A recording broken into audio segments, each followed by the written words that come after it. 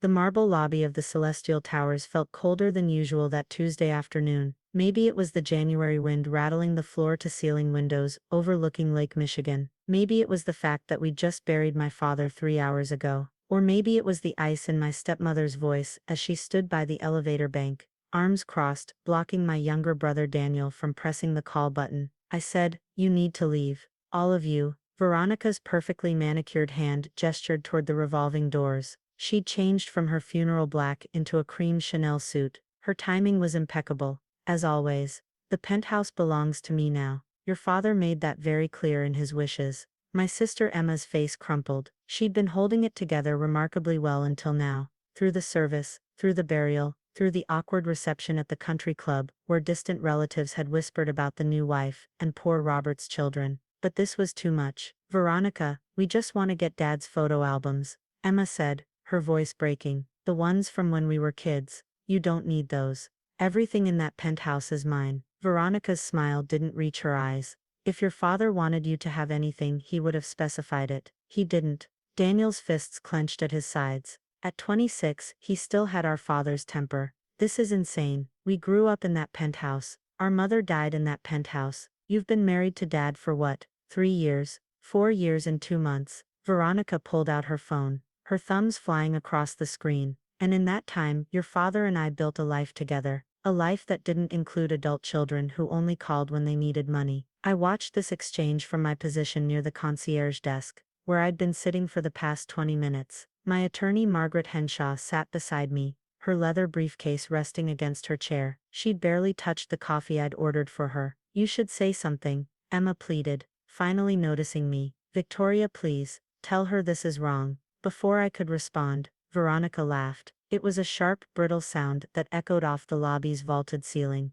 "Victoria? You expect Victoria to help?" Veronica's heels clicked against the marble as she approached. "Your sister hasn't set foot in this building in 5 years. She made it very clear she wanted nothing to do with your father after he married me. She didn't even visit him in the hospital." The lie hung in the air between us. I had visited my father in the hospital 17 times during his final month, but always late at night, when Veronica had gone home. Always quietly, sitting with him when he couldn't sleep, holding his hand while he talked about my mother, about his regrets, about the things he wished he'd done differently. "The point is," Veronica continued, "Victoria has no claim here. None of you do. I've already had the door codes changed. Building management has been notified. If you attempt to access the penthouse, you'll be charged with trespassing." She held up her phone, showing us a screenshot of an email. I couldn't read it from where I sat, but Emma gasped. "You can't do this," Daniel said. "Dad's estate hasn't even been settled." His lawyer said.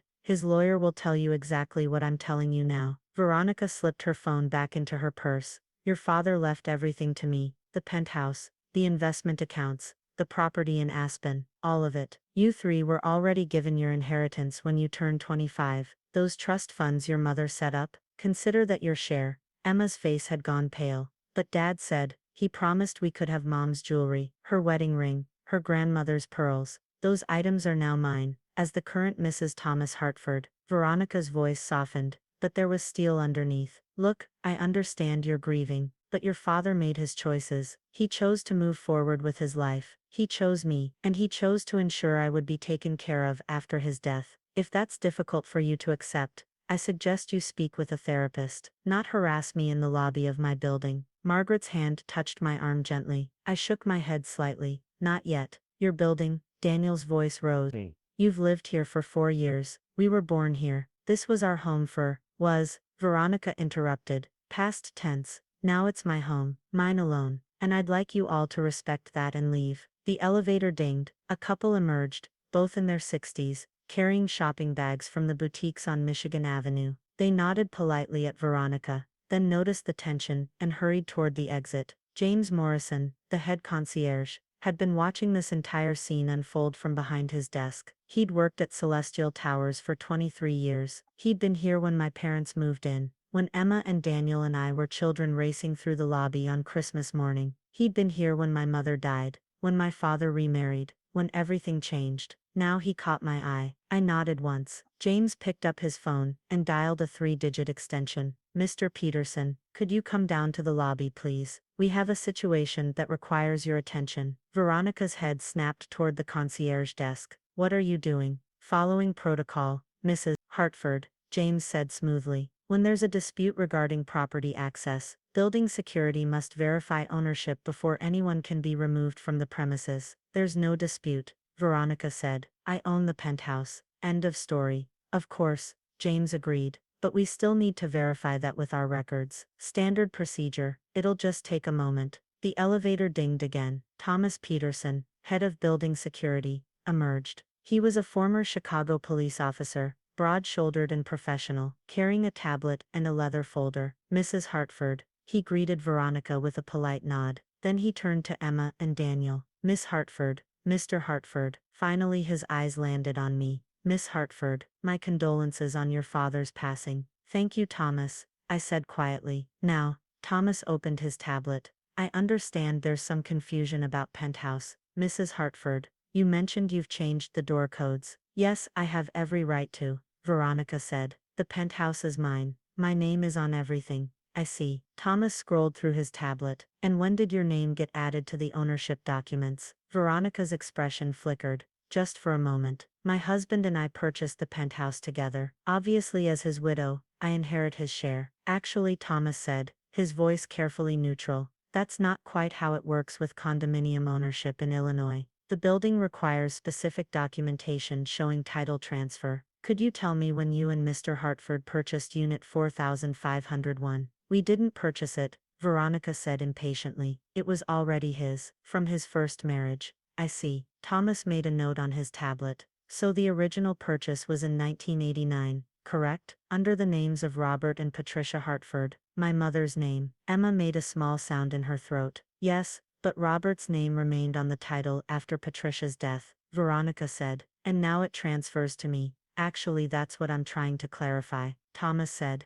Let me pull up the current ownership registry. He tapped his screen several times, then frowned. He swiped, tapped again, then looked up at James. Could you confirm something for me? Thomas asked the concierge. The monthly HOA fees for Unit 4501. Who's been paying those for the past, say, 6 years? James consulted his computer. According to our records, those fees have been paid by Hartford Property Holdings, LLC. And who is Hartford Property Holdings? Thomas asked. One moment, James typed rapidly. The registered agent is Victoria M. Hartford. The lobby seemed to hold its breath. Veronica laughed. That's ridiculous. Victoria doesn't own any properties. She's a what is it you do again? Something with non-profits. Living in that tiny apartment in Wicker Park, Logan Square, I corrected gently. And yes, I work in non-profit management. I run the Chicago Education Alliance. Exactly, Veronica said triumphantly. Non-profits. She barely makes enough to support herself, let alone own property in this building. Margaret opened her briefcase. The sound of the latches clicking seemed very loud. Miss Hartford, Thomas said, looking directly at me. I have the ownership registry here. According to our records, Unit 4501 was transferred to Hartford Property Holdings, LLC on March 15, 2019. The transfer was completed through, he scrolled, Lakeside Title and Trust. The current owner of record is Victoria Marie Hartford. The words landed like stones in still water. Daniel spoke first. What? Emma was staring at me, her mouth open. Veronica's face had gone white beneath her makeup. That's impossible. Robert never said. He couldn't have. The transfer was legal and properly recorded, Thomas continued. I have 6 years of HOA payment records, showing Hartford Property Holdings as the responsible party. I also have the building insurance policy, which lists Miss Victoria Hartford as the owner, and the property tax records which show the same. Margaret pulled a document from her briefcase and handed it to Thomas. This is a copy of the deed transfer, if you need additional verification, recorded with Cook County on March 15, 2019, as you noted. Sale price was $10 and other valuable consideration. $10? Veronica's voice had risen to a near shriek. Robert sold a $12 million penthouse for $10. It was a family transfer, Margaret said calmly. Perfectly legal. Mr. Hartford transferred the property to his daughter, while retaining lifetime residence rights. Those rights terminated upon his death, on January 14, 2025. I finally stood up, smoothing down my black dress. Veronica, You need to understand something. Dad didn't sell you anything. He couldn't. He didn't own the penthouse anymore. He hadn't owned it for almost 6 years. You're lying, Veronica said, but her voice shook. He would have told me. We were married. There are laws, spousal rights. Illinois law requires spousal consent for property transfers, only if the spouse is listed on the original deed. Margaret said, you were never on the deed. You married Mr. Hartford in 2021. The penthouse was transferred to Ms. Hartford in 2019, 2 years before your marriage. Your consent wasn't required. Veronica turned on me, her composure cracking. Why would he do that? Why would he give it to you? Because I asked him to, I said simply. In 2019, when he told me he was getting serious with you, I asked him to protect our mother's legacy. This penthouse was the home she built. She chose every paint color, every piece of furniture. She died here, yes, but she also lived here. She raised us here, and Dad agreed that it should stay in the family. Our family. I'm his family, Veronica insisted. You were his wife, I said. That's different. And Dad made sure you were taken care of. The Aspen property, that's yours. He bought that after you married. The investment accounts in joint names, yours. The life insurance policy, I believe that names you as beneficiary. He wasn't cruel, Veronica, but this penthouse, this was never going to be yours. Emma was crying now, but she was smiling through her tears. Daniel had his hand over his mouth, his eyes wide. The door codes you changed, Thomas said. Those will need to be reset immediately. You've locked the legal owner out of her property. In Illinois, that's considered illegal lockout, which is a civil offense. It can also be criminal, depending on damages. I live there, Veronica protested. My things are there, my clothes, my jewelry, which you're welcome to collect, Margaret said. However, as of today, you're residing in Miss Hartford's property, without a lease agreement. Legally, you're a holdover guest. Miss Hartford is required to give you 30 days notice to vacate, which, she pulled another document from her briefcase, I'm serving you with right now. Veronica stared at the notice, like it was a snake. 30 days. I need more time than that. I have to find a place. I have to. 30 days is the legal requirement in Illinois for month-to-month occupancy, Margaret said. However, Miss Hartford is willing to extend that to 60 days, provided you cooperate with the transition. I nodded. I don't want to make this harder than it needs to be, Veronica. You can have 60 days. That's 2 months to find a new place. But you need to understand that this is my property. It's always been my property, at least for the last 6 years. And you've been living here as my father's guest, under his lifetime residence rights. I don't believe this, Veronica said. I'm calling my lawyer. This is fraud. This is your lawyer will tell you exactly what we're telling you, Margaret said. The transfer was legal. The recording was proper. The ownership is clear. You have no claim to this property. Thomas was typing on his tablet again. I'm notifying our maintenance department to reset the door codes for Unit 4501. Miss Hartford, you'll have new codes within the hour. I'm also updating our security protocols to reflect accurate ownership. Mrs. Hartford will retain access for the next 60 days, as per the notice to vacate, but she will not be able to change locks or deny entry to the legal owner.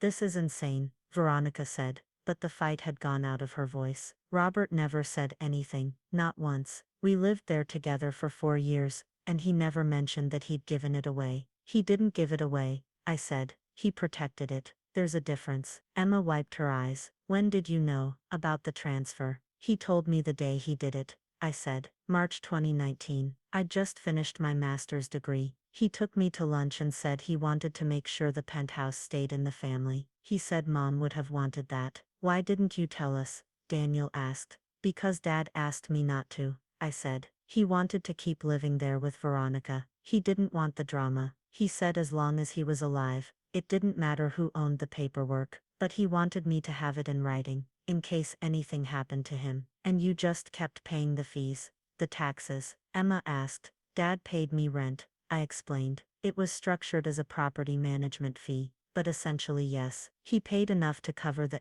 HOA fees, the property taxes, and the insurance. Everything was proper. Everything was documented. Margaret pulled out yet another folder. I have 6 years of rent receipts, if anyone needs to see them. All properly reported to the IRS. All legally sound. Veronica seemed to be processing this, her mind working through the implications. What about the furniture, the art? Robert bought new pieces after we married. We can work out an inventory, I said. Anything he purchased during your marriage, you can keep. Anything that belonged to my mother stays with the penthouse. We'll need to go through it together. I don't want to go through it with you, Veronica snapped. I don't want anything from you. Then you can leave it all, I said calmly. But you need to be out in 60 days. Those are the terms. Thomas cleared his throat. Miss Hartford, do you want to press charges for the illegal lockout? I considered this. Veronica looked smaller now, standing in the middle of the lobby. Her perfect composure had shattered,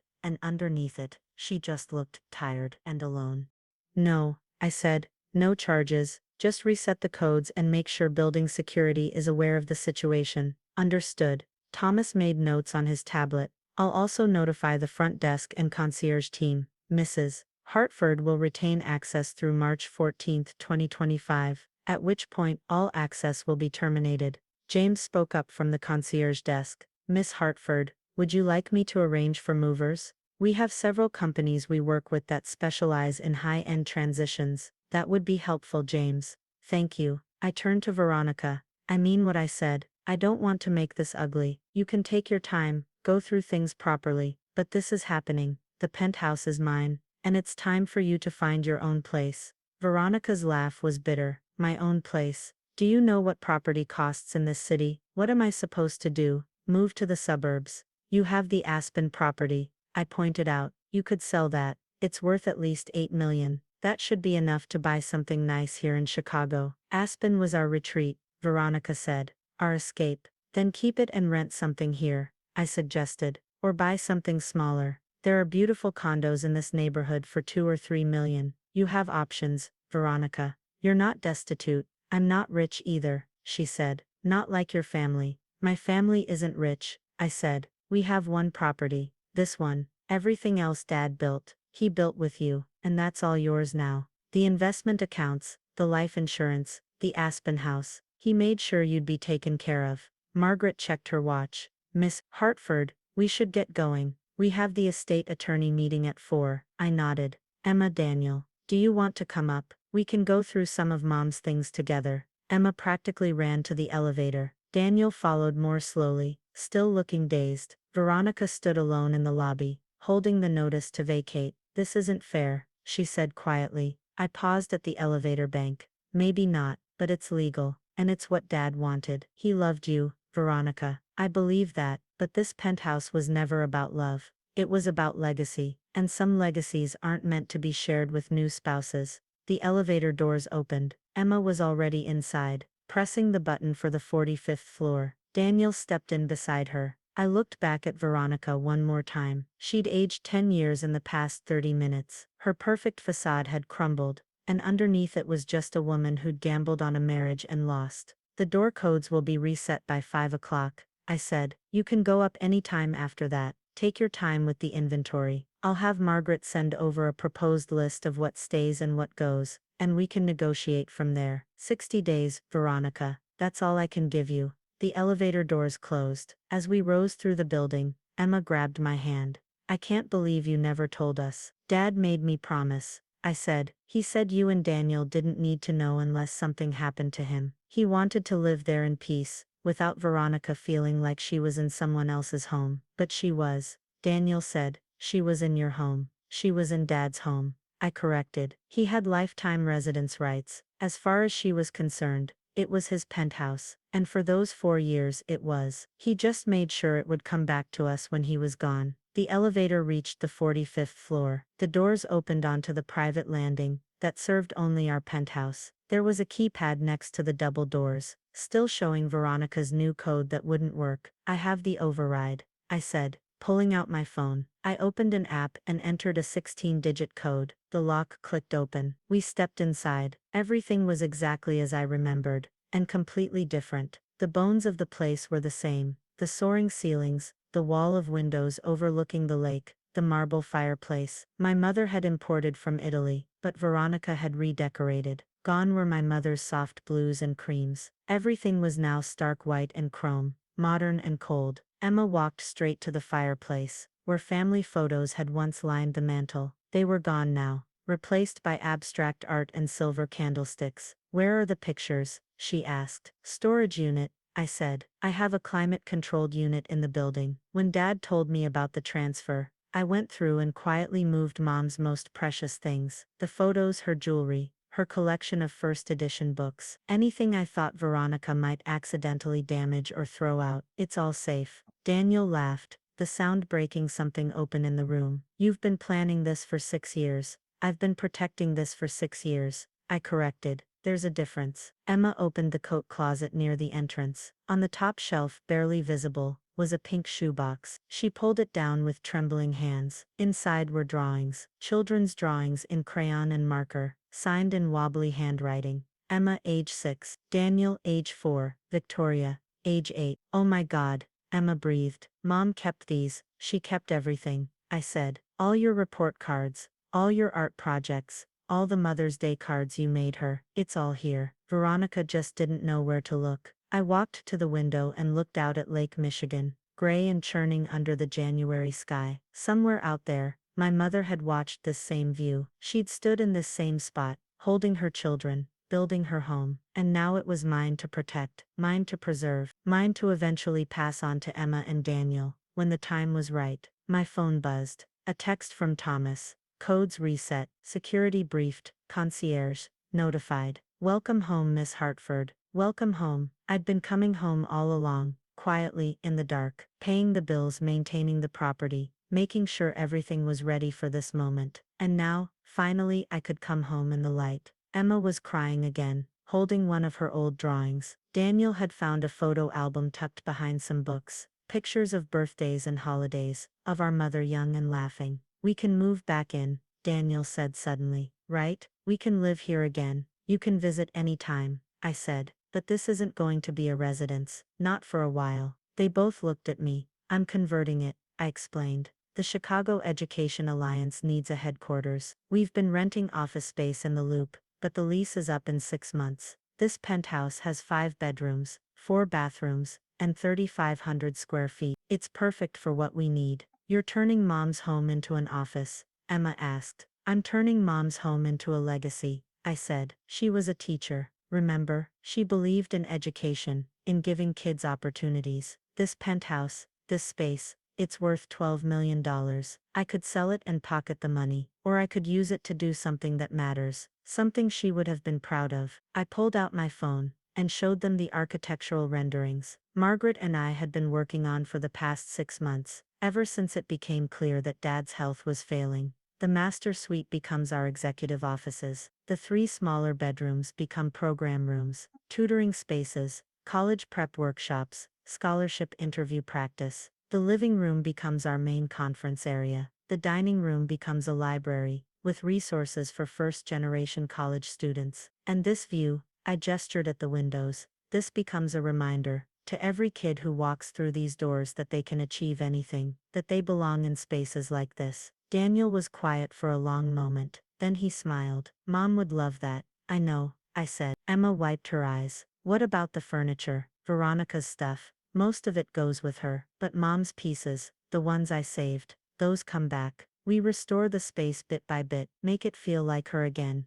but with a new purpose. My phone rang, Margaret's name on the screen. The estate attorney is running late, she said when I answered. Meeting pushed to 5. That gives you some time. Thanks, Margaret. I hung up and looked at my siblings. We have an hour. Help me make a list of what stays and what goes. Let's start separating Mom's legacy from Veronica's renovation. We worked together, moving through the rooms, making notes. Emma found my mother's china in the back of a cabinet, still carefully wrapped. Daniel discovered her collection of vintage globes in storage in the building basement. Piece by piece, we began to reclaim the space. At exactly 4:47 p.m., the penthouse door opened. Veronica stood in the doorway, her face carefully blank. She'd changed again, now wearing jeans and a sweater. She looked more human without the armor of designer clothes. I came for my jewelry, she said, and to get some clothes. Of course, I said. Take what you need. She walked past us toward the master bedroom,